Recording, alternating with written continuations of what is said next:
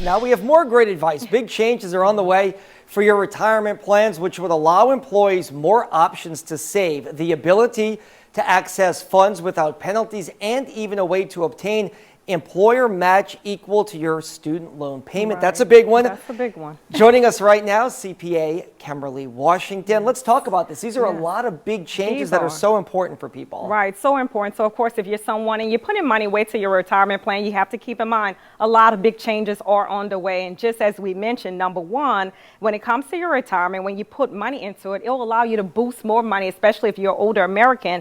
It also allows you to gain some access for your funds, especially in the case that you are facing a penalty. Those penalties may be removed for certain situations. And last but certainly not least, if you're someone who's paying your student loans and you're not able to put money into your retirement account, it would allow your employer to also match those funds. So that's big news for so many people right now. So you also mentioned that employers will now be able to match student loan payments when it comes to retirement. Walk us through exactly how that works. Right, so if you're someone who's listening and say, hey, I can't afford to, of course, put money into my retirement plan because I'm paying my student loans back. So what will happen at this point, for example, let's say, for instance, if you put $500 into your student, have to pay your student loans payment, they would actually match your $500 into your retirement plan. So that's a great way that you're actually, of course, saving for retirement, even if you're paying those student loans. So that's going to be a big deal when it comes to student loan payments as it relates to retirement. Yeah, along with the changes, for those who desire to access their retirement funds for emergencies, how are they impacted by these changes? Right, this is another big change. So if you're someone who's listening and say, hey, I need to pull money out of my account, but of course I may face penalties.